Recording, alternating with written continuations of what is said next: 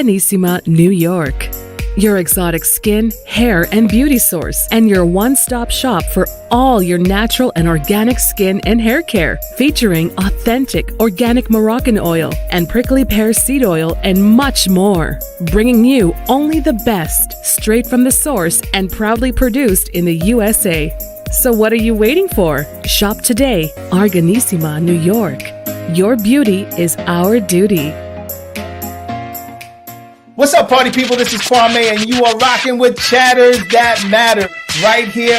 Keep it live. This is Rick Aaron, and you're watching Chatters That Matter with Dr. Cheryl Bryant Bruce and Hurricane.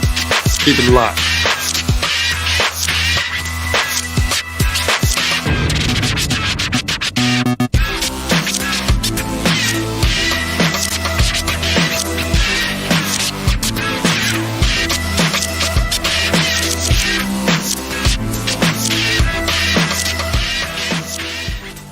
Hello, hello, hello. It's Dr. Cheryl Bryant Bruce, MD. You know me, the celebrity doc. And I am here with my show host, my co-host, Hisham Elamati, Hurricane H. And you are here with Chatters That Matters. Let's talk about it. The hit talk show that is here to educate, inform, and entertain you. And tonight, we are going to have an interesting conversation on a topic that a lot of people are talking about right now, because if you haven't been paying attention to the news, Jamie Foxx has been in the news recently for an illness that hasn't been disclosed, but there's been a lot of speculation that there may have been a stroke. So even though this is Mental Health Awareness Month, we wanted to take this time to actually address the matter of strokes at a time when it really is uppermost in people's mind, as people are discussing what it means and what are the possibilities with it. And as we were researching it, we realized that there were a number of celebrities out who have had strokes in the past, and not the not too distant past. And some of them that we had hoped to be able to bring onto the show actually weren't in a position yet, because they're going through their own care. So tonight we have a very interesting guest on that's going to talk to us about this topic that impacts a tremendous amount of people every year. Approximately 800,000 people in the U.S. alone are impacted by stroke each year. And of that 800,000, about 600,000 of those are new events. So it is something that is occurring commonly, and the best opportunity to have a good outcome for a stroke is to have a good response. And that's a quick response, understanding what the signs and symptoms of stroke are, acting accordingly quickly. So tonight, our guest is an amazing woman, definitely an intellectual, who has a lot of expertise in the area of neuroscience. She is a neuroanatomist, and so she understands the brain very, very well, but she understands the brain much better than most neuroscientists, because our guest, Jill Bolte Taylor, is also a stroke victim. So she has had the opportunity to see it from the perspective of looking in as a scientist and also looking out as a patient. And she is going to talk to us about that journey. Jill, welcome to Chatters That Matter. Thank you, Dr. Cheryl. I'm thrilled to be here to talk about this. Stroke is so common and so important that people understand and they can recognize it when it's happening. Absolutely. Absolutely. So let's start out by talking about your journey. What made you decide that you wanted to go into neuroanatomy? How did you get to that point? And then how did that journey change? And it changed, as I understand, rather suddenly for you. It did. Yes. I have a brother who's 18 months older than I, who would eventually be diagnosed with the brain disorder schizophrenia. And of course, as children, everywhere we went together, and every experience we had together. And I noticed that he was very different from me in the way he processed the same experience and had a different interpretation of what had happened. So I became fascinated with, what's going on? What am I as a living being? What is this brain? What is normal? Am I normal? Who's normal? What's normal? What is normal? And so I grew up to get a PhD in neuroanatomy. And then I was at Harvard Medical School teaching and performing research in how does our brain create our perception of reality. And at the age of 37, I woke up and I experienced a major hemorrhage in the left half of my brain. And within 4 hours, I could not walk, talk, read, write, or recall any of my life. I became literally an infant in a woman's body. Wow. That had to be a terribly frightening experience.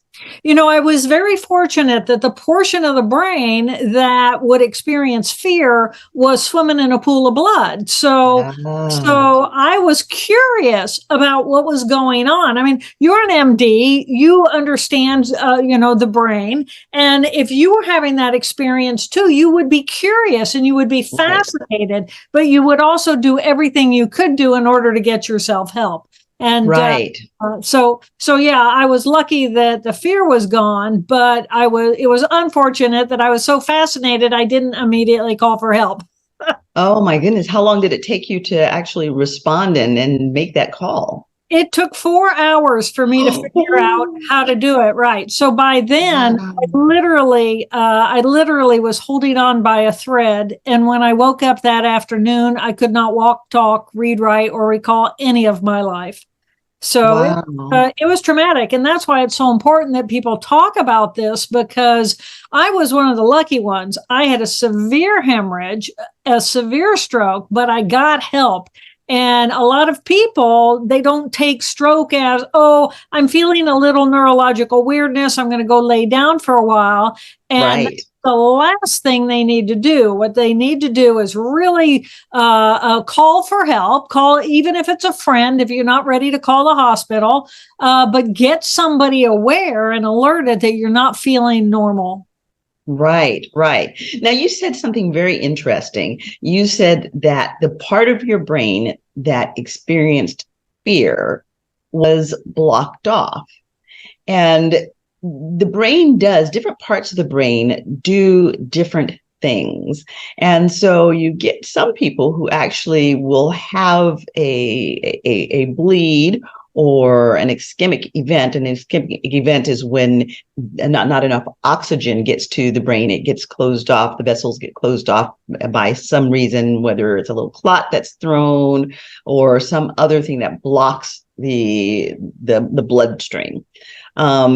If they get certain parts of the brain blocked off, they can neurologically not process the fact that there's danger.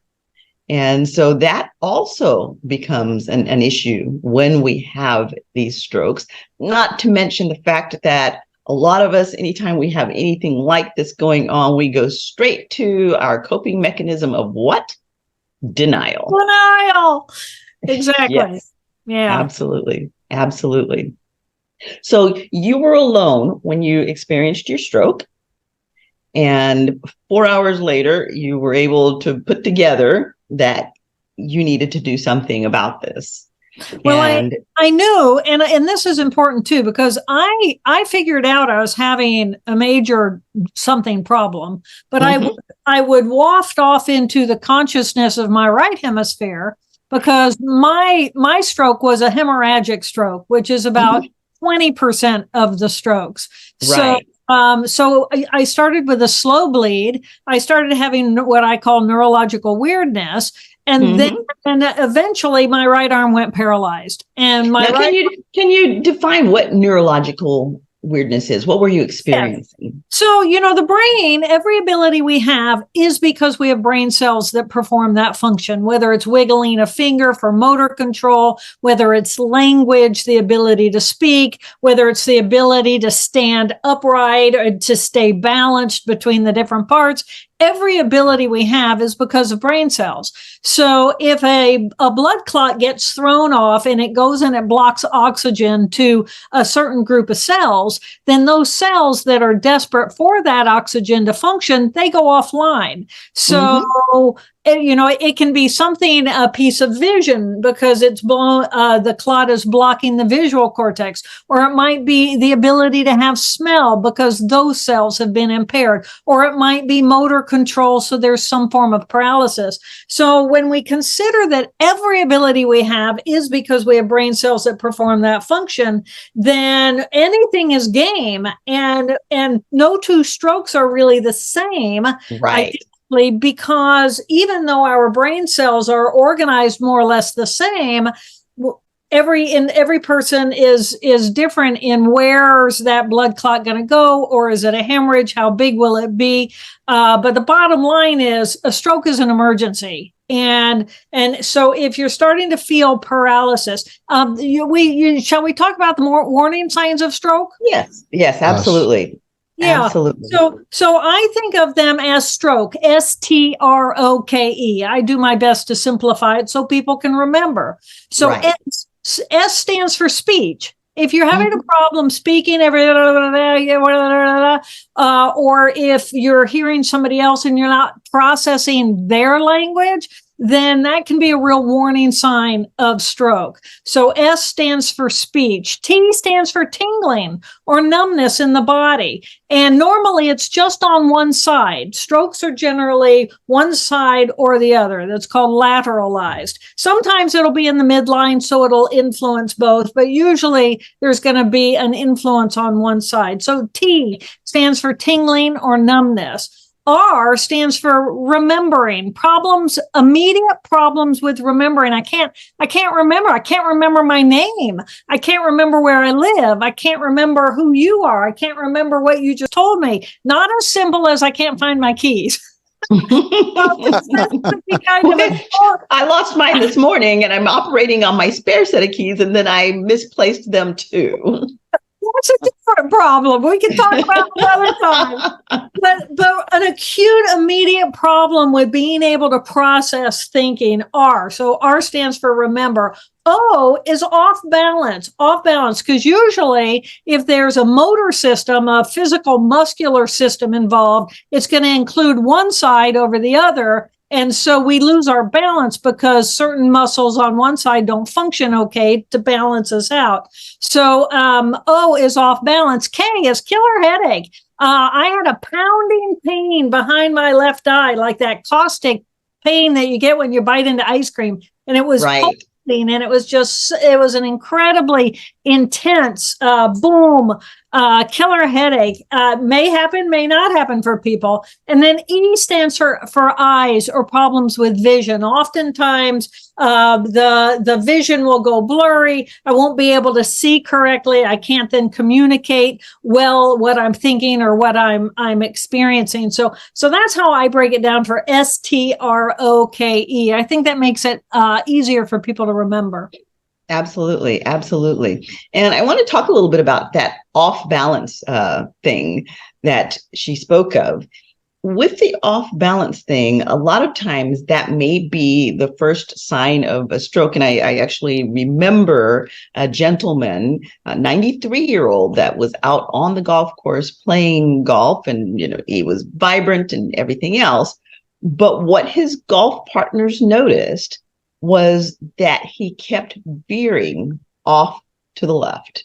Interesting. And as he continued to veer off to the left, they realized that something was wrong. And so they immediately got him in to care, and he ended up doing very, very well. At 93 years old, he was mad as a hornet after he came to and got it all together, because he was like, well, I was excited about seeing what was on the other side.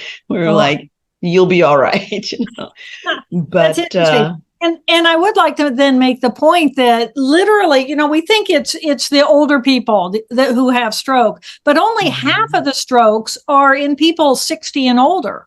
I mean, you can have a stroke when you're in the womb. You can have the stroke when you're 1 or 2 or 5 or 10 or 20 or 30 or 40. So don't think that this is just for the older generations. This is anyone who has a brain can be vulnerable to experiencing a stroke. Absolutely. And there are some things that put people at higher risk of having strokes. Women who are on birth control and smoke are at significantly higher risk of having strokes. People who engage in sports like skateboarding or dirt biking, where, they're aggressive sports, potential for head injury. Head injuries are a great way to have a stroke because, again, a stroke can either be a bleed or a vessel being clotted off, and you whack your head, you get a little clot, it seeds further down in the vasculature where the vessels are getting thinner, and boom, you've got what's called an ischemic stroke. Or, as with Dr. Taylor, if you have that bleed, it can be massive and it can be catastrophic. And in many cases, if people do not respond quickly, it can be deadly. I can't recall what her name was. There was an actress who died a few years back, she had been out skiing and she had a fall, a head bump, and then they let her do the unspeakable. They let her go and lay down. She said she was going to go lay down and rest, and she died. And she was just complaining of a bit of a headache. So head injuries are to be taken seriously. Headaches, massive headaches, the headache like, this is the worst headache I've had in my life. Yeah, it could be a migraine, but if you're not a migraineur and you have the worst headache you've ever had in your life, then chances are it's something you might want to go ahead and look into, because these events, as Dr. Taylor said, they can happen quickly. And, life is all good 1 minute, and the next minute, something major has happened. Could be the difference between life and death, but sometimes you have to put it into perspective that death is not always the worst thing that we can experience. And if you have an event and you don't get it taken care of soon enough, you can have a very poor outcome. Jill, you obviously have been very fortunate, and you have been able to continue not only to be very vital in your life, but to use this as a tool to make a major contribution. Can you tell us a little bit more about that? Well, I feel like it's been 25 years since my hemorrhage, and I call it gravy time. This is 25 years I almost didn't get. Right. And, my claim to fame is I gave the first TED Talk that ever went viral. So if any of your audience enjoy TED Talks, mine was called My Stroke of Insight. And my mother was the hero in my life, who came to me, and she had been a teacher, and she taught me everything. She taught me how to walk and talk and everything, language again, how to read again, everything. And then I eventually wrote a book called My Stroke of Insight.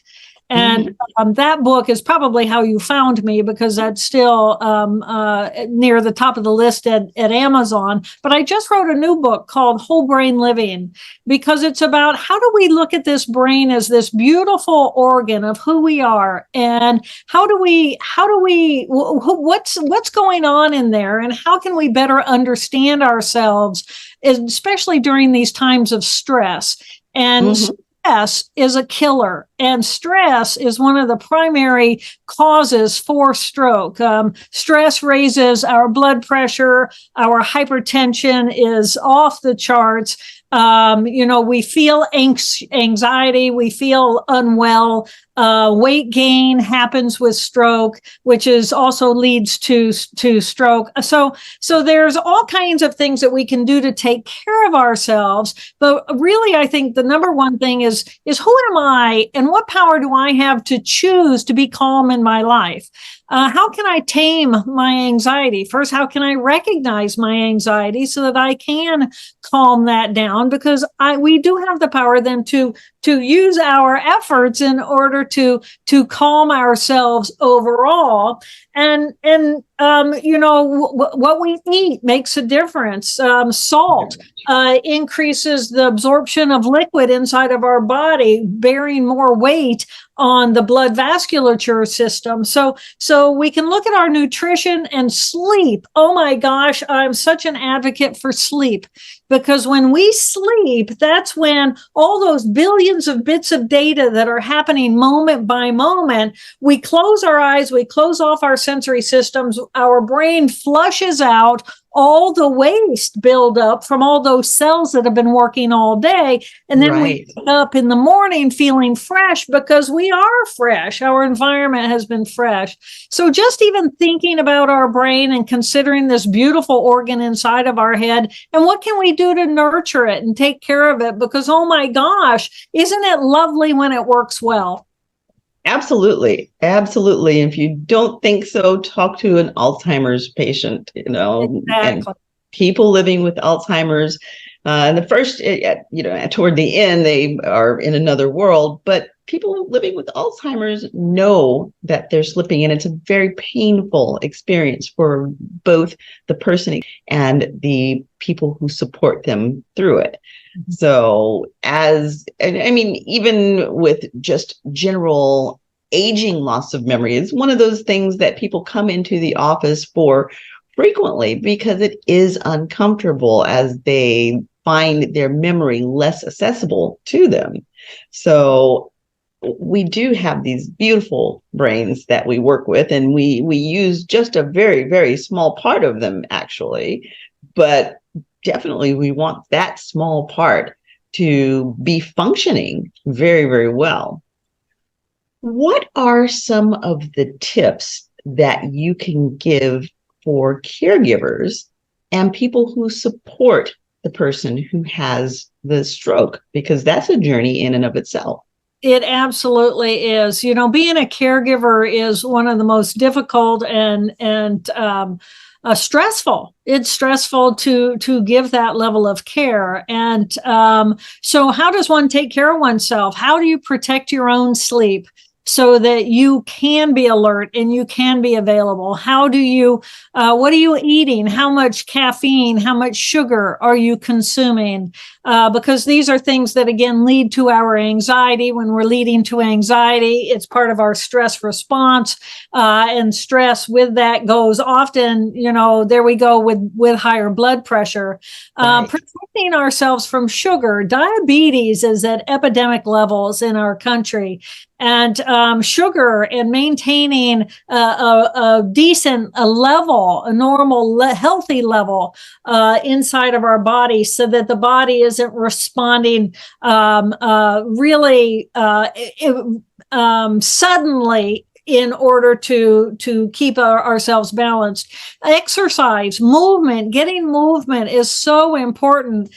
Sharing successes. With others my mother was talking to loved ones every day, and she was praising, oh my gosh, things I could do today that I couldn't do yesterday. And by having that level of, first of all, eyeballs on me, because I couldn't remember what I couldn't do yesterday that I could do today, but she could. And so it was positive. It's focus on what we can do, not what we cannot do. And that's so important for the health and the well-being of the stroke survivor, because if you're depressed and you're sad and you're bemoaning everything that's wrong with me, I'm only going to feel worse. And if I'm feeling worse, then my immune system naturally plummets. And that's very different than if you're praising me and saying, oh my gosh, okay, so all I can do was roll over today. Well, I can roll over today. Oh my God. Right. celebrate all the little steps along the way, because if everything's taken away, you have to celebrate what we have and what we continue to gain. So keeping our heads up out of the roots of our own agony and misery is so important. So as a caregiver, take care of yourself physically, take care of your nutrition, take care of your sleep. Those are three of the biggest ones.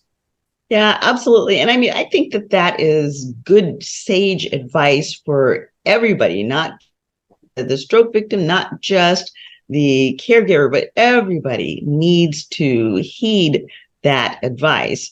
Because if we are rewarding ourselves and praising ourselves for the things that we accomplish, no matter how small they are, as you said, it's kicking off those endorphins. It's making us feel better. It's reducing that stress that is kicking us into that negative pattern in the first place.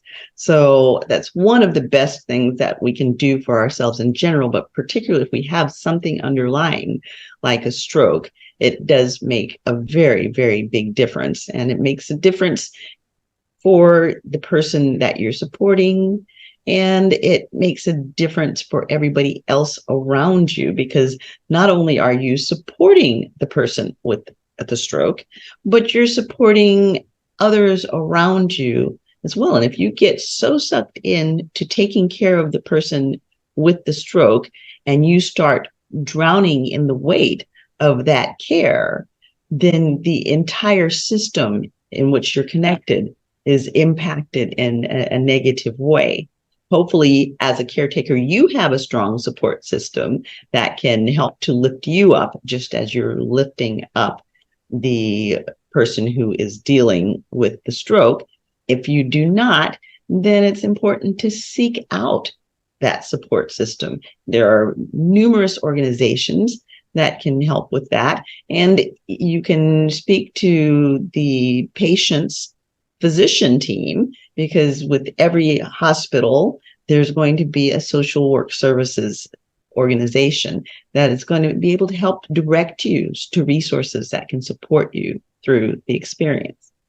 Yeah, and also groups for the stroke survivors, because yes, when we have lost something, and we might be embarrassed, we might be sad, we might be just really caught in the negative emotion of it all, and then I don't want to be a burden on my loved ones. And yes, so the dance becomes a very special, emotional, deep dance that we do with one another. So how do we learn how to do that well? Right. And then, I mean, there's one word that you said in there that really was key: the loss. Because there is a loss, and people who have strokes go through a grieving process. My mother had a stroke, and she actually ended up having a couple of strokes before it was all over with. She passed in 2016, and this was a tremendously vibrant woman. She was born on the 4th of July, and she was an absolute firecracker girl from the Bronx. And we watched her just deteriorate. Now, her body was a part of that, but it was watching what happened to her emotions and her brain as she grieved the loss of being whole. And she lost her youth, she lost her beauty, and it all in a very short period of time, because it takes a tremendous toll. And I watched her go through all of those Kubler-Ross stages of grief, because she buried a part of who she was. We were not really able to successfully pull her out of that, and because of her health condition, she didn't do well anyway. But it was a struggle for her, because she was so emotionally connected to the loss, as opposed to what she could do and what she could provide. And I think that's one of the things that's very important for the stroke victim to understand, that no matter what they've lost, they still provide so much more to the community around them. Right, right. And one thing that I say is that those of us who have survived a stroke were stroke survivors. The victims, they died that day, but the stroke Right. survivors, I survived. Right. And focusing on the survival and what could I do because I was still here. There was still possibility. And at this stage, then let's really focus on how important it is to get help sooner rather than later, because the modern medicine has the ability for 80% of the all of the ischemic strokes, the blood clot strokes, to be able to bust those clots and decrease the long-term impact that clot might have. But you have to get to the hospital within 2-3 hours of knowing that happened. So if you're sitting at breakfast and your spouse is looking fine, and then all of a sudden they've got a sagging part of their mouth and maybe drooling a little breakfast food, it's in that moment that you really want to, have them stick their tongue out. And the tongue will veer. Usually it comes out in the middle, but it will veer to the side of the stroke, or if they, raise the arms and one arm doesn't go up, different ways of testing each other, and then get to the hospital immediately. Stroke is an emergency. I cannot stress that enough. It is an emergency. And if you get there early enough, then you may be able to qualify for being able to do the clot buster. And then, the long-term impact and the long-term effect of that stroke a lot of it can be avoided. Yes, and she's speaking about the clot busters in the ischemic strokes, but then again, as she said earlier, 20% of the strokes are actually hemorrhagic strokes. Dr. Taylor was fortunate in that hers was a slow bleed, but there can be lots of reasons for bleeding in the brain, and aneurysms may leak slowly, but they can also have massive, quick ruptures. And the faster that one gets into the services, even if a blood vessel blows wide open and dumps a truckload of blood into the head, they can drain that blood out of the brain and preserve the brain function. But the longer that blood sits on the brain, compressing the brain, it starts to destroy the the brain cells that it's putting pressure upon. So the more quickly one can respond, the more likely that someone is going to do well.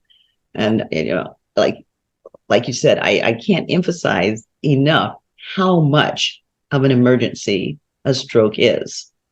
Yeah. Yeah, it's so important. Yeah, vascular emergencies in general are huge. They're some of the biggest emergencies that we bring through the ER.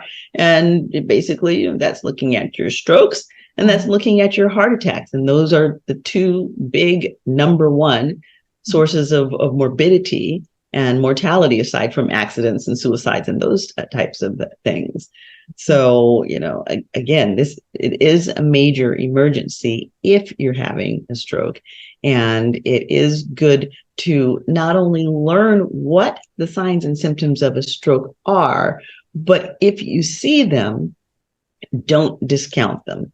Because one of the things that people do, they look and they're like, his face might look a little crooked. No, but it probably just always looks like that. Because not only is the person with the stroke trying to deny, but people around will try and deny that which is stressful and frightening for them.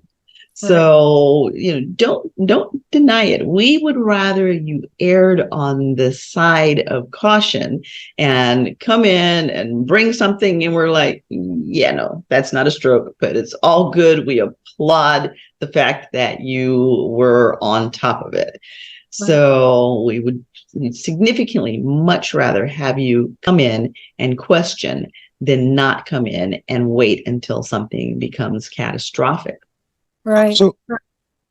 Sorry, no, I'm listening to you, doctors, and it's a lot of information, and from a non-clinician, but also I'm in the insurance world in general, and so one of the things that we talk about all the time is preventative, right? And you talked about the triggers, and a lot of them are the three stooges: the blood pressure, the diabetes, and all that stuff. Is really like the main the mental process is important. The lack of sleep, the nutrition piece. I mean, you've more than three stooges there. There's a few stooges, but the idea is, all this stuff is about preventative. I think prevention is key to everything. As a matter of fact, my first show with Dr.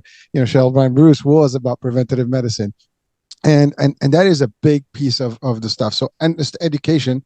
And by the way, I appreciate, the way you broke down not only the acronym itself, like the stroke piece, but also like some of the tips and even like what to look for, and the little tests. And those are great for our audiences watching right now. I mean, listen, because I wouldn't know what to look for. Right. To be honest with you, for someone who's not, medically inclined, I mean, what am I looking for? I mean, maybe if it's that extreme, but most of these things are small or light that you might not, hours can go by before you can see something major. And that by that time is too late. So again, I think we're a health channel, a wellness channel in general. The idea is that you want to eat correct. You want to keep your mental, in check. You want to make sure that you're exercising properly and avoiding stress and doing the right, stuff for yourself, such as sleep and avoiding all the bad triggers and food and like sugar. You mentioned, sugar is big, and diabetes is a big one. And the other thing is that it looks like obviously the statistic or the percentages you gave are pretty eye-openers for a lot of people, because again, it is kind of like the traditions, like all the people get it. Right. At least that's how most people. It is not the fact. You cleared it to the audiences, which means that anyone at any given time, they should be aware. They should be at least understanding what could be, what could go wrong, and if it does, they can do the next steps quickly. And to your point, call the ER. What's the worst that's going to happen? Nothing. They're going to scan you. You're good. You get a clean bill of health and you walk right out and happy, as opposed to, because here's the thing. I mean, as a guy, there's that macho piece. And by the way, I think that goes for all humans. We'll have that ego piece, like, no, I got this, I just, like, to your point, it's a mild headache. Okay. Or, it's a bad headache.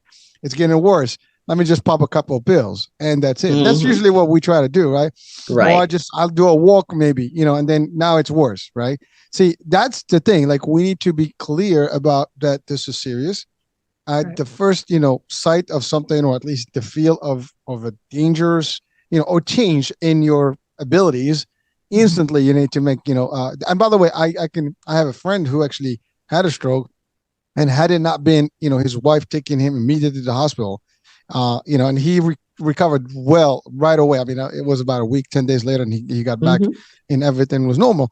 But imagine if that his wife was not there next to him at the time to take him and make that call and let's do. It's to your point. Now here's the challenge. If you live by yourself, if you are maybe at night sleeping, and it can happen as well. I'm sure that this is not, you don't have to be awake to have it. That's a whole different, ball game. Are there any devices or technology that can be like maybe people that may be at risk, to have, I don't know, wristwatch, for example, now they have these systems where they can, identify heartbeat or irregularities, whatever. Right. Is there anything now that is relevant to the stroke, or are they the same gizmos that we can use maybe for heart and blood pressure to do this? That's one question. The other one is, I know you talked about the, I guess the groups and the therapy piece of it. That's more of the social or the mental therapy. But what about the physical therapy itself? Because I mean, that you need to get back in shape somehow. That is not, I mean, you talked about, the body's not functioning, the motor functions are, not, that's got to take a lot of toll on people, and coming back from that is, and that's providing you were able to get rid of the problem. And the next question would be, well, how to avoid it again? Like, because if you had it once, there's a good chance you can have it again. So now what would you do to really, prevent it, or at least, be aware that you cannot have it again one more time? Because first one, maybe you get by. The second one probably is not a good, time, right? So these are some of the things that I'm actually, kind of thinking about as I'm listening to you, ladies. So please enlighten me. Well, addressing the physical part of it, the physical therapy part of it, it is essential that you start working the physical part of it right away. The quicker you start in the therapeutic maneuvers, the more likely you are to regain that. That being said, the brain is healing and you have to be getting rest. As Dr. Taylor said, rest is critical because that is when the brain actually does its repair work. And kind of an interesting side, and I was going to talk about this a little earlier, but this is actually a pretty good time to interject it. We had talked about how do animals in the wild respond to stroke.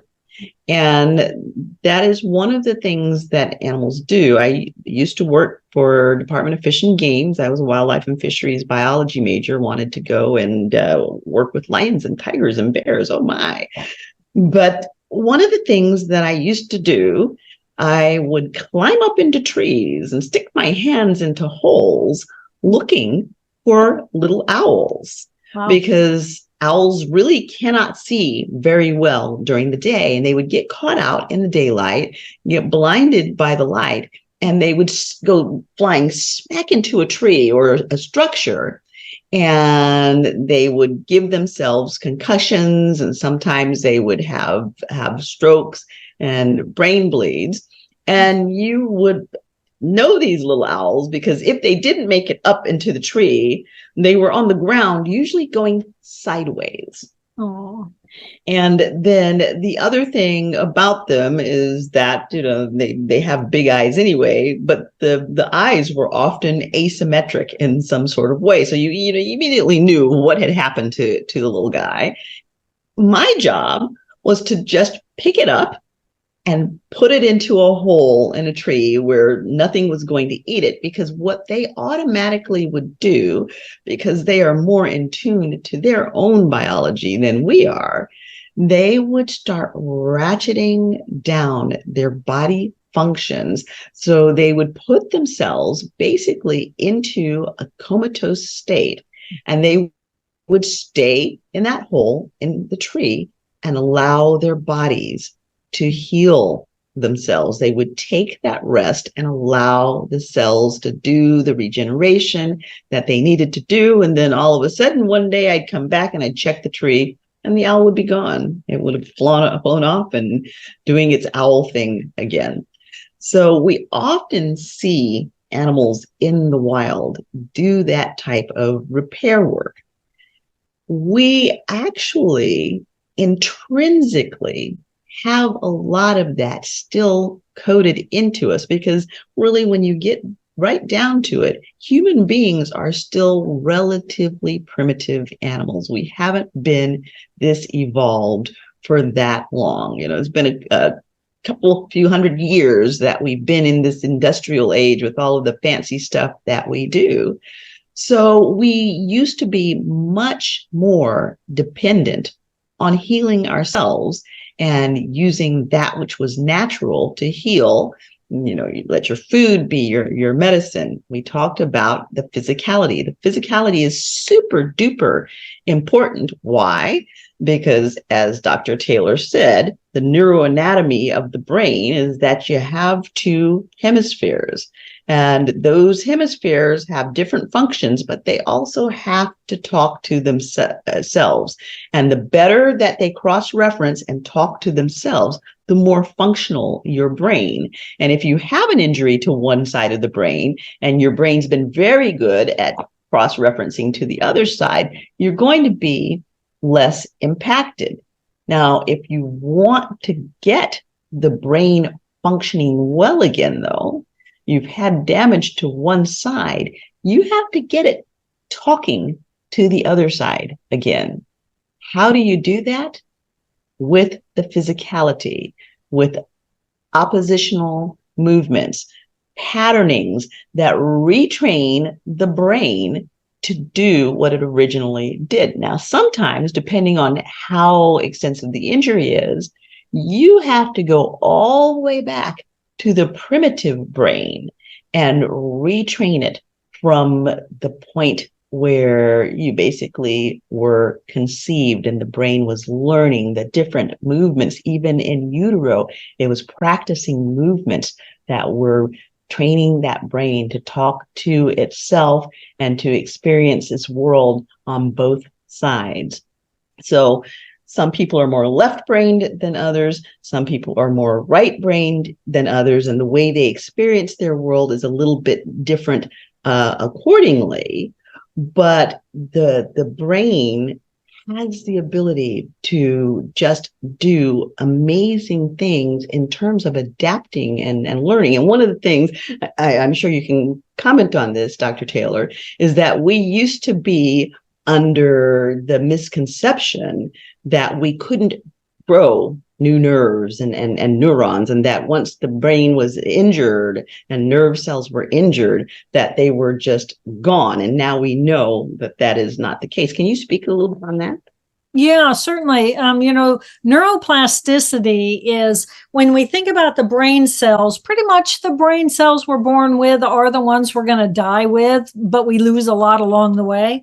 But but we do know that even though the cell bodies are in position, they're constantly rearranging which other neurons they're communicating with. And so that's how we're capable of learning. So just as folks have been listening to us chat, as they're thinking new ideas, they're making new associations. Well, that's literally making change inside of the brain. And in response to trauma in particular, there's neurogenesis, the new life of neurons. So there are some new neurons that can go into the position where the trauma is so that it can kind of fill in the blank and fill in the network of those cells that might have been destroyed. So we're learning so much about the resiliency of the brain and really working with the brain cells in order to be able to regain function. But you said something so beautiful, and your story of the owls, I did not know that. And it's a beautiful, beautiful story, because when I was sick, when I was at my most ill, I was just a lump of, I felt like a lump of lead in the bed. That's how I described myself. And my mother described me as just a breathing body in the bed. I mean, that's all I was. And instead of worrying, because everybody outside of me was freaking out because, oh my God, Jill had a stroke. But I just moved inside and I went completely silent. And I totally surrendered to my system. And I believed in my brain's ability. If there was anyone who knew what my brain and body needed, it was itself. And so the doctors saved my life. They gave me steroids to deal with the inflammation. And then it was just up to the system. And they did not put me in a coma, but I essentially went into my own quiet little womb. And in our society, macho man down there, Mr. Hurricane Age, it's a macho thing to say, I'm just going in, it's like, no, I got to fight it. I got to beat it. I got to do it. No. Not me. I just said that's the case. That's the macho response. And it's like, we've seen you beat that bag, Hurricane. You just got to give it up sometimes and let the magic of this living being that you are have the power of creating its own health. Absolutely. Absolutely. And from a caretaker role, you have to believe in the human being's ability to do that. I had the unfortunate experience of having my own child had a head injury. He had liver disease, so he had a bleeding tendency. He fell off of the bed when he was 6 months old and did experience bleeding into his head. Now, we later found out because of his liver disease that he had multiple little bleeds because he just would bleed spontaneously. So, his little brain was really quite impacted. But after this fall off of the bed, although he tolerated it very, very well, and it didn't look like there was anything major going on initially, within about 12 hours, it was pretty catastrophic. And they actually did put him into a coma, which he accepted, tolerated, laid there very, very quietly to regenerate himself. But in his little mind, even though he was being discounted and they were basically saying, yeah, he's not going to make it out of this. You know, he's going to be a vegetable. He's not going to survive. And that wasn't his lot. That wasn't his choice. And, you know, fortunately with kids, they don't tend to dwell in the negativity. They don't tend to experience the I can't. They just go straight to the got to get this done. Got to get this done. So he, you know, quietly rested and healed. And then one day he decided, okay, it's time for me to get back to my life. And even though they had him heavily sedated, snowed under, he fought his way up out of that coma. And, you know, when he first started to move, I was saying he was moving, and they're like, okay, she's a little touched, you know. But he actually was making that effort, and they were like, you know, there's no way that he could bring himself out of this. But he did, because our brains have that kind of power. Our brains are one of the most powerful things on the planet. Yeah. So when we can tap into our own brain and tap into our own resources, then amazing things can happen. And the body is very good at doing those things. You know, as you said, you pulled in. The body has a propensity to shunt its blood and its resources to a place that needs them the most, a place that's damaged, a place that needs to be protected. So one just has to trust the intuitiveness of the body to know what's best for it. Right. Yeah, that's really beautiful what you shared there. And because you were paying attention, you were there, you were watching, you were witnessing, you were looking for the changes, and you were saying, hey, this little guy is doing this. And the medical world doesn't always, you know everything that there is to know about these things. And you know, and this is a good example of that. The other one, so and my mother was the same way. She was watching all of my little bitty things, and she believed in the ability of my brain to recover, but she set me up for success. And she noticed in the way only a mother can. In a way only a mother can. But even, you know, my mother was a guard at the door. She wouldn't even let my boss come to visit me, because when my boss would be there, I would try to rally. You know, I do the macho thing. I try to rally here. And then my boss would leave, and I would be absolutely spent and exhausted and no good for anything. And my mom said, no, you know, if people are going to come to visit, literally come in for 5 minutes and don't have a big old yama conversation with me. I'm not capable of that. So come in and bring your love. Leave all your emotionals. Oh, poor Jill. Whoa. Oh, this is so sad. No, you come in and you go, oh my God, you're on me, and you touch me and you pet me and you say, you're Jill, you're going to be just fine. And you'd be a part of my cheering squad. That's what I need. You bring energy to me or you take energy away, and visitors need to be conscious about what their relationship is with the person who is ill.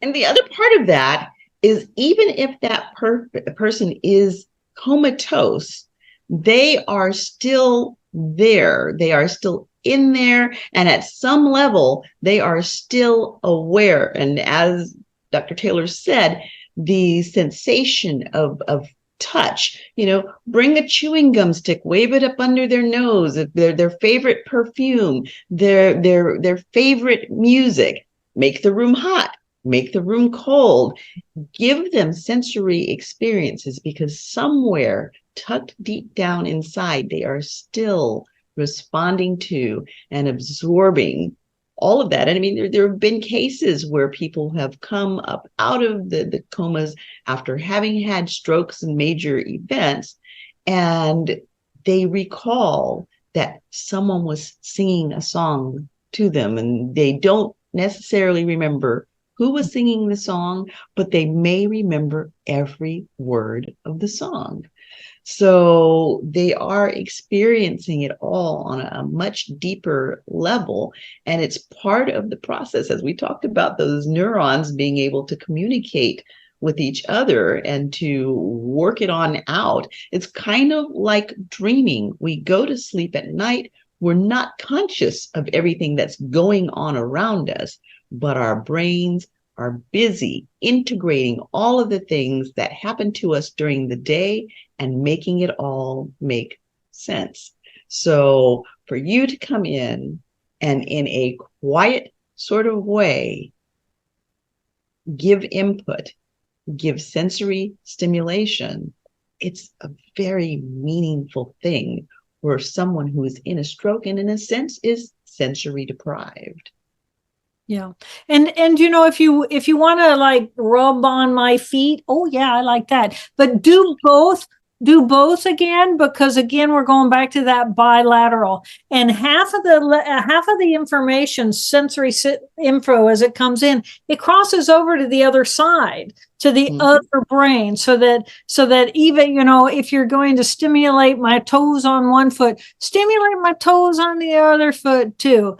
And remember that bilaterality, and you can actually, because half of the stimulation crosses over, sometimes people aren't comfortable working on the side of the wound, so that you can just still have gentle stimulation on the side that is not impacted, and know that you are stimulating the other side. But it's all about attitude. If we come in, I always believe, if we treat someone as though they will recover more than if we treat them as though they will not recover.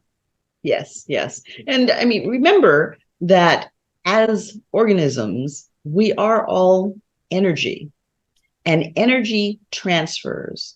So if you come into that room with negative energy, guess what? You've just transferred to that person that is fighting for their existence a bunch of negativity.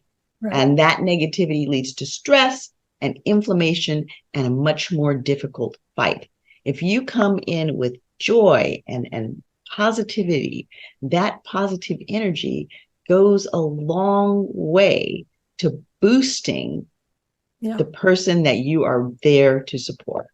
Right. Yeah. Two kinds of people who visited me: people who brought me energy and people who took it away. And it was so obvious to me and to my mom in how I rallied or in how I was drained. So really taking responsibility for the energy we bring is so important. God bless your mom for being such a tremendous, strong support. And, we're in Mother's Day week. And so happy Mother's Day to your mom. We appreciate what she did for you. Thank you. I feel so blessed. Well, that's a powerful thing, because she was the ultimate, line of defense for you. I mean, and that's important, because to your point, you're not able to react the same. Your reaction was limited. She was the gate, gatekeeper. Not pun intended about medicine here. We're talking about just the idea of protecting you. So I do have a question. We've talked about the some of the triggers and so on and so forth, but what about some of the preventative things in terms of nutrients, brain health? Like, what can we give people as advice? Like, things to maybe eat that will make your brain cells, better, maybe your capillaries, whatever, stronger, so you'll have less potential risk. Is there such a thing? I don't know. I mean, I'm not talking about deep trauma. I'm talking about just basic. Numero uno. Numero uno. Numero uno. Go for it. Stop smoking. Oh, All right. Oops, that's touchy. Now we're gonna get people are not gonna like us right now. Yeah. Well, you know Well, what? with e-cigs It and, is what it and is. vape and all the stuff now is like the new thing, and it's worse. It's still smoking. You can make excuses for it. You can pretty it up any kind of way you want to. It right. is still smoking, and it is maximally detrimental. Yeah. We have something called a biophotonic scanner, or it's basically an antioxidant scanner, and we're able to measure the antioxidants through the skin. And most of the people in the country will fail that scan. The interesting thing about it is, by providing antioxidants, people who are not smokers can change that score and improve their body's ability to react to stress and the oxidative stress that it brings. Smokers, it does not matter how they change the diet, they very seldom get more than a little bump in the score because their bodies are so busy trying to counteract the toxicity of that smoke. It's one of the most toxic things we can do to our bodies. And you know, secondhand smoking is just as common. So I think that affects all of us. Bad. Yes. Yes. Absolutely. You know, I've got to just wave the flag on that too. When you consider that your body is nothing except a bunch of cells, that's all we are. We're liver cells and brain cells and muscle cells. We're all these cells. We're living creatures, 50 trillion beautiful molecular geniuses that make you. And then you're going to inhale toxic poison. How else can the body respond? It can only respond in one way, and that is that you just absolutely violated the health and the well-being of those cells. And if you want to live a healthy life, then you have to consider, well, what am I doing that actually supports the health and the well-being of my cells versus what am I doing that is contaminating this beautiful thing that is so temporary and such a gift called my life? And when we really celebrate life and we want life and we value life and we're willing to engage in the things that we should do in order to create a healthy life, then that in and of itself is the reward of a healthy life. Oh my gosh. So it's a choice. You know, we are making choices every day. How much sleep am I going to get? Am I going to smoke? What am I eating? How much sugar am I pushing in my body? What am I doing for my well-being? Am I exercising? I mean, we all know these are the decisions that we're making every day. Okay, well, only I can truly take responsibility for me. I chose to do that 25 years ago, and oh my gosh, I'm still here, and I'm vital, and I'm alive, and I'm healthy, and I'm happy, and I could still die tomorrow, but I'll die having lived a healthy life. Yes. You know, so yeah, seriously, paying attention and taking responsibility for it. Drinking lots of water. Lots of water. Lots of water. 70% of us are dehydrated. Good. It's the macho thing to do. Look at the size of that. Hurricane. I gotta get my jug, you know. There you go. Yeah, listen, we preach, you know, we don't just talk, you know, we take we talk and we walk. So you got to do it by example. We do practice what we preach. That's right. Yeah, and kindness. I mean, kindness to ourselves, kindness to ourselves and others. I mean, kindness. It deflates stress. And if we happen upon someone who's all stressed out and they're just in their fear and they're in their anger and they're acting like, you know, some of the craziness that we're seeing in the world right now, well, I can go and I can mimic that, or I can just send love to that. I can be calm. I can be the calm within which their storm can actually find some peace. So really, how do we find peace? How do I look at myself as an individual, work with that self talk conversation between the different parts of my brain so that my loving, nurturing, supportive part of who I am can actually self-nurture myself when I'm feeling anxious or fearful or angry. We have these abilities. We have so much more power over what's going on inside of ourselves than we've been taught. Absolutely. So, Dr. Taylor, just out of curiosity, and I think also to give maybe hope to our people. I mean, you are literally a definition of hope right now, because you are talking, and you said those years are gravy, but they're really your years, and you are actually on a mission to share with people, that many people may not be as fortunate, but you were, and for people that may either have just recently been afflicted with some stroke or some, how long, first of all, did it take you to actually recoup? Because I think that's a big question for people, because oh my God, is it going to be forever? Is it going to take a few weeks, a month, whatever?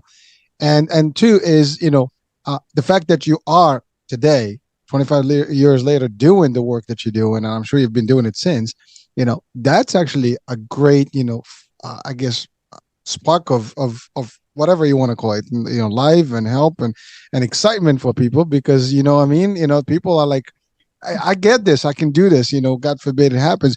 I can prevent, let's talk prevention, but God forbid it happens.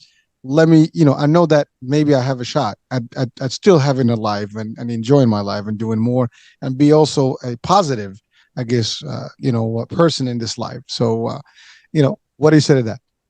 Well, it took me 8 years to completely recover. And, when you say recover, I would say recover what? Because I regained language in the first year, a lot of language, a lot of vocabulary, but I didn't know what a 1 was for 4 years. You could say, Jill, what's 1 + 1? And I'd look around and I'd think, 1, what's a 1? What's a 1? And everybody would go, a 1, it's everything. And I'd think, well, if a 1 is everything, then how can you have another 1? I mean, it didn't make any sense at all. Right? So, it was like 4 years before I had a clue. And then it was 8 years before I felt that I was a solid again, because we are 80-90% water, and we are fluid. We are cells and energy, and everything is fluid. And my perception of myself was that I was a fluid big as the universe related to everything, because there's a tiny little group of cells in the left parietal region that defines the boundaries of where I begin and where I end. You get rid of those cells and I don't begin and end here. I'm big as the universe. Wherever you are, feel my big energy squeeze, because I'm right? There's no separation in self. So every ability, even those perceptions of who we are, is in those cells. So my stroke was this massive hemorrhage, and I survived it, and it took 8 years for me to get all functions back. But someone might have a stroke that's ischemic, and if they get to the hospital within 2 hours, is it 2 hours or is it 3 hours, Dr. Cheryl? I believe it's 2. Yeah, if they get there within 2 hours, and they can do the buster, then they might be perfectly fine in 10, in 10 days as opposed to 10 years. So, and some people may never recover, and we should never hold that against somebody, because if those brain cells have died, then it's a matter of how do we focus again on the wellness. And for me, it's kind of like cancer. If I have cancer in my body and I put all the energy into the cancer cells, then it's like I'm feeding energy into the cancer cells so that they can thrive. And what I do is I focus on the cells that are well, because the cells that are well so outnumber the cells that have cancer. And the same thing was true with my trauma. So I had cells that were traumatized, but I didn't focus on those. I focused on getting stronger, preparing, eating well, getting the rest of my body healthy and strong so that I could recover using the cells that were healthy that far outnumbered the cells that were not. And ultimately, look at me. So it did take 8 years, and I was very focused, and I am still a very good sleeper. Okay, I just did a fact check, because I'm like 2 hours seems long for me. It's actually 60 minutes. Oh, is it? Get within from door to clot buster. Okay. But from the moment you determine you have a stroke, or well, pretty much from door to clot buster. But I mean, if you're hours into it by the time you hit the door, then yes. Okay. So there is a myth. Maybe we can bust it today. Is it true that if we eat walnuts, our brain health is going to be better? That is true. That is true. That is true. It's the oils that are in there. But I mean, you have to consider that brain cells are there's a lot of fat, a lot of lipid in the brain cells. And so in order for them to communicate through what a structure called their axon, it's all lined with something called myelin. And these are little cells that are filled with fat. And so, we do need, the next time somebody says, hey, you're a fathead, you say, and it's a good thing. Yes, it is. Yes, it is. And while you're lining those cells with fat, you also want to make sure, though, that you're lining them with good fat. So walnuts and almonds, omega-3 fatty acids are and omega-6s. Yeah, so we need both. Yeah. Yes. And not the no trans fat. Trans fat. We're just talking trans fat here. There you go. There you go. So yes, the walnuts are great for you. Listen, because they say the fruits, or the things that in nature, they mimic some of our organs, the beans and the kidneys, the eyes, the carrots, and all this stuff. So it is a big deal about the walnuts, and and it does look like a brain. I mean, technically. Okay, because my brain's kind of tweaked that way. Carrots and the eyes. How are those mimicking? Well, no, when you cut it inside, I mean, there's from the inside. Okay, yeah. Okay. Yeah, it's more like a nose, right? No. It wasn't me. I'm just, some of the things that I see out there. That's what they describe things, But like tomatoes, heart, kind of, those are the things, right? But yeah, I mean, we have to have some fun, right? But I'm the comic relief here. Yes. Well, you're actually really good at listening to us and then doing the synopsis of everything we just said. I mean, I was blown away at how you just brought all that back into conversation. Well, listen, that's what Doctor keeps me for. Well, he does a very good job. You need to keep him. He does. He does, and we enjoy being a team. We both say that this show is probably much more fun for us than it is for anybody else, and we probably learn more from it than our audience does, because we're with it every time, and we get to speak to wonderful guests like you who have wonderful information, and both of us are just like sponges of absorbing it, and we truly enjoy the experience of this show together. Beautiful. I'm about to get a PhD right now in medicine because of all the stuff that I've been learning in the last 3 years. I love that. Well, it's matters matter. I mean, and it is. You guys are talking about things that matter. Listen, the mission is, as doctors initiated earlier, is to educate and inspire and enlighten and entertain too. So we try to do all, but it's all attached to each other. I mean, it's all linked, right? I mean, you have to have some fun. The mental piece of it is important. It is, because we're talking about difficult topics. I mean, we're talking about life and death, in a lot of these things, and a lot of these topics are also taboo. People don't want to hear about it. They don't talk.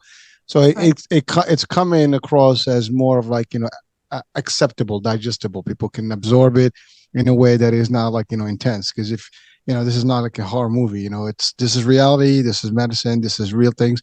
And it affects real people. I mean, every day. And you never know who potentially today maybe listen to this show and now knows how to identify, symptoms, as they happen, and they can literally make a difference and save a life, as opposed to they never heard of it. I mean, this happens all the time. Absolutely. You don't know something, you learn it, and all of a sudden, because you've learned that trick, now you saved somebody's life instantly.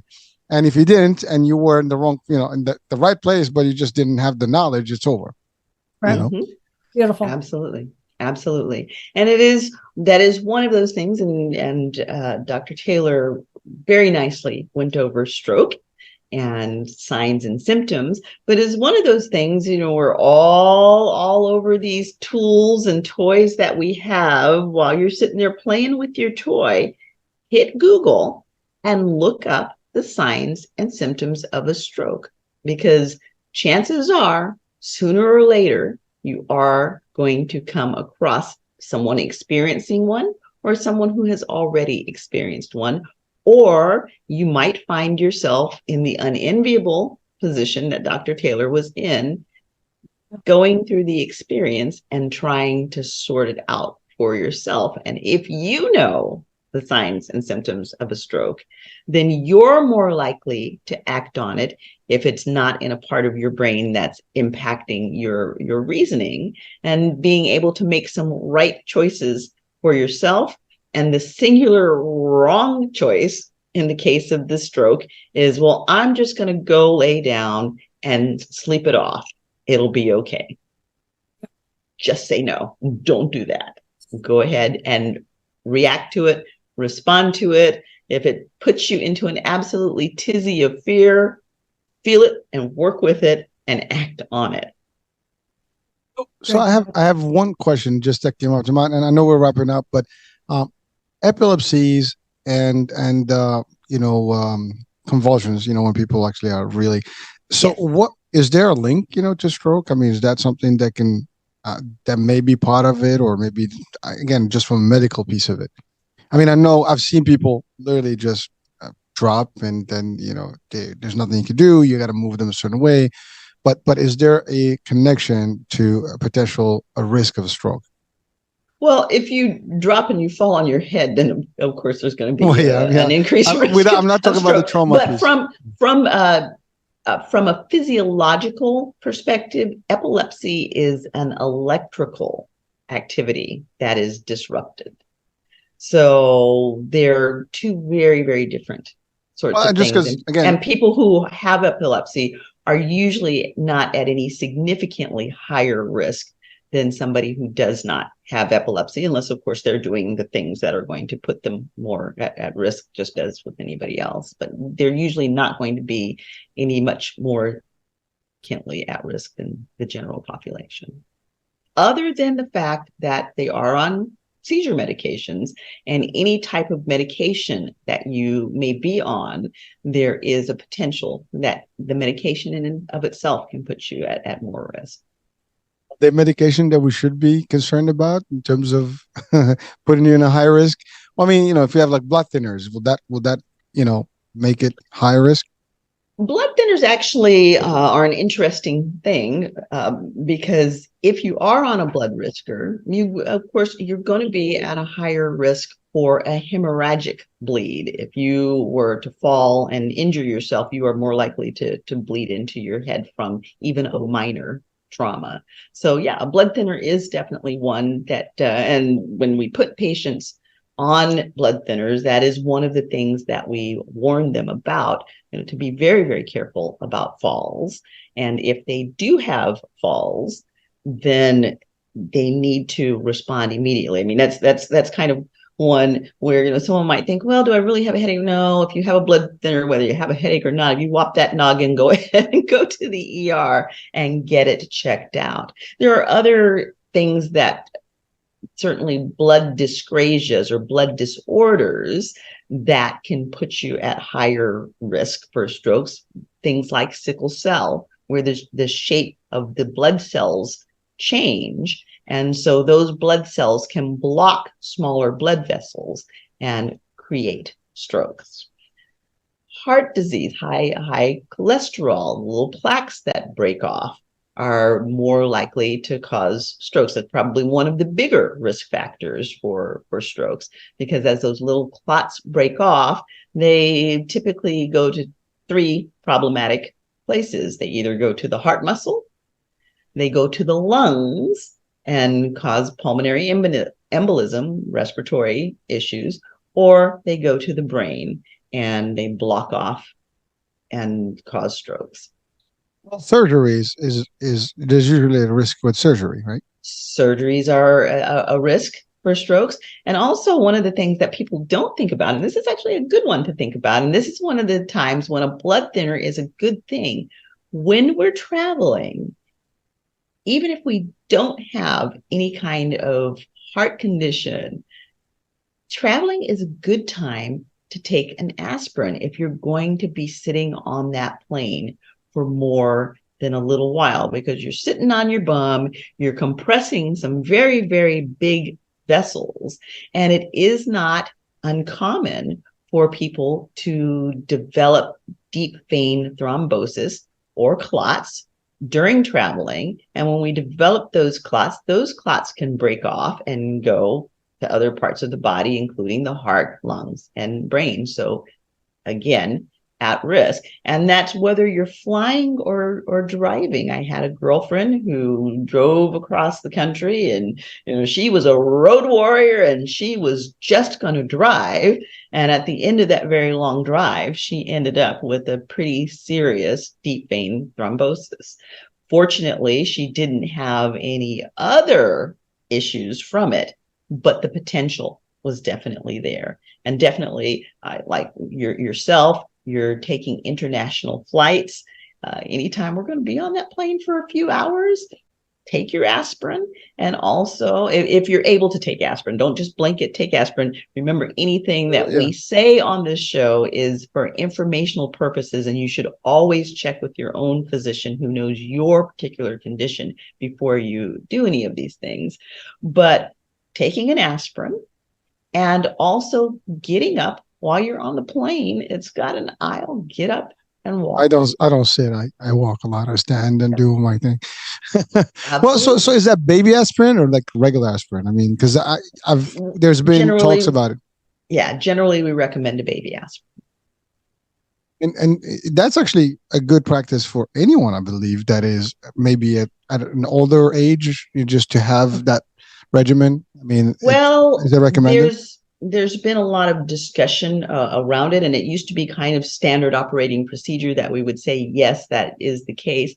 But evidence-based medicine is showing us that maybe not everybody needs to take an aspirin. Doctor? And for some people, it's better not to take this.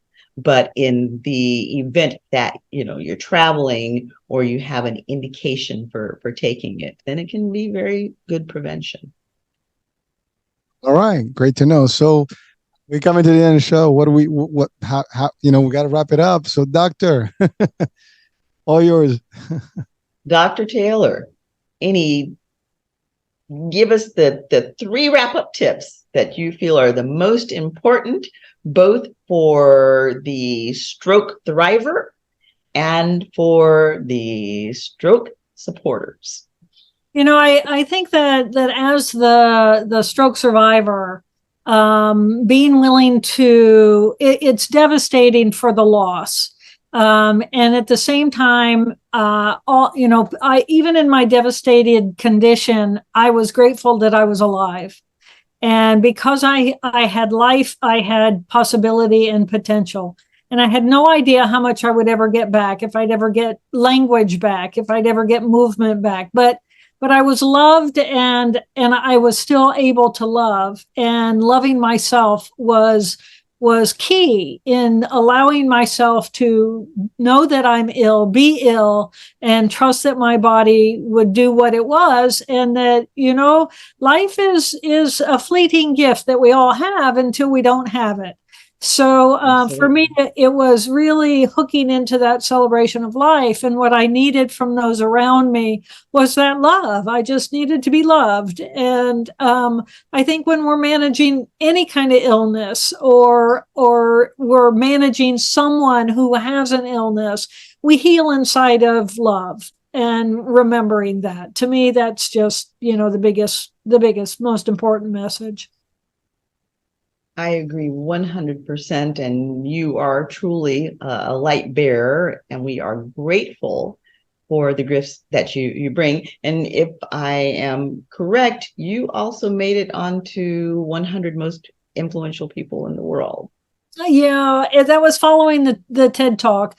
If any of your audience members are really interested in the brain, on the morning of the stroke, my TED Talk, I take you literally step by step by step on the morning of the stroke, and it's Yeah, there's almost 29 million views on TED.com. So if you're interested in the brain, I encourage you to go look up My Stroke of Insight. We all are. Well worth the watch. Well worth the watch. And Yeah. we'll put that on the website to remind you what you're looking for. Definitely go and watch this TED Talk. You'll be enlightened and inspired for sure. Can we share it, on the network? Can we share absolutely. the video? It's a TED Talk, yeah. So absolutely. Okay. Thank you so much for letting me come on and share. This is stroke. It's an emergency. Call 911. It truly is. So thank you for having this conversation, and thank you for inviting me to participate in it. And thank you for sharing your journey with us. We have definitely enjoyed having you on the show. So you've heard it. Educate yourself about it. It is important. You have been watching Chatters That Matters with Dr. Jill Bolte Taylor, and I am Dr. Cheryl Bryant Bruce, MD, your show host, with my co-host, Hurricane H. We want you to like, share, comment, and celebrate the success of Jill Bolte Taylor.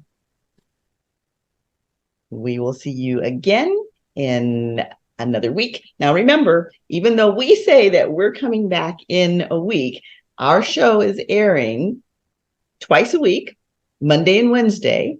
And we are also on the radio broadcasting Tuesdays and Fridays.